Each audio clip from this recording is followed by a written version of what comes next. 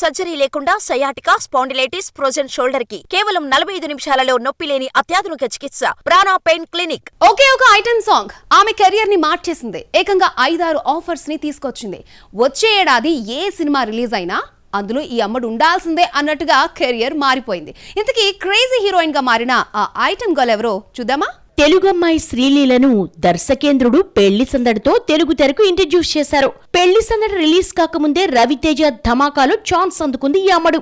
ఆ తర్వాత ఏ young hero cinema చూసినా ఈ అమ్మడే కనిపిస్తోంది. చేతిలో 7-8 సినిమాలతో బిజీగా రోజుకు 2 షిఫ్ట్లు చేసి అలసిపోయింది. ఇంతలో వరుస ఫ్లాప్లు ఈ అమ్మడి కెరీర్ ను దెబ్బకొట్టాయి. ఆఫర్స్ కోసం వెయిట్ చేయాల్సిన పరిస్థితి వచ్చింది. గుంటూరు కారంలో కుర్చీ మడత పెట్టేలా స్టెప్పులేసినా లాభం లేదు. కెరీర్ అయిపోయిందన్నారు. డాన్సులకు తప్ప శ్రీలీల పనికిరాదన్న కామెంట్స్ వచ్చాయి.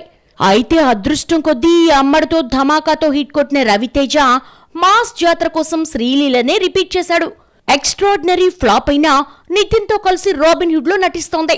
ఉస్తాద్ భగత్ సింగ్ లో పవన్ తో జతకట్టే ఛాన్స్ వచ్చినా సినిమా ఇప్పట్లో రాదు. కెరీర్ కష్టకాలంలో ఉన్న టైంలో పుష్ప 2 కోసం ఐటెం గర్ల్ గా మారింది.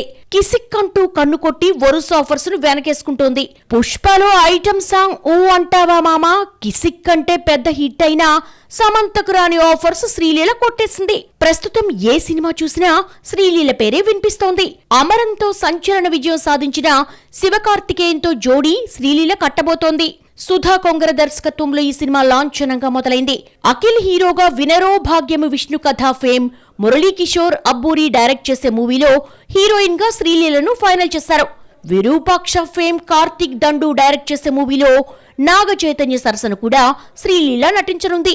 సిద్ధు జొన్నలగడ్డ, నవీన్ పోలిశెట్టి సినిమాల్లోనూ ఈ అమ్మడి పేరు వినిపిస్తోంది. 2023లో 6 సినిమాలతో వచ్చిన శ్రీలీల ఆ రికార్డును 2025లో బ్రేక్ చేస్తుందేమో చూడాలి మరి.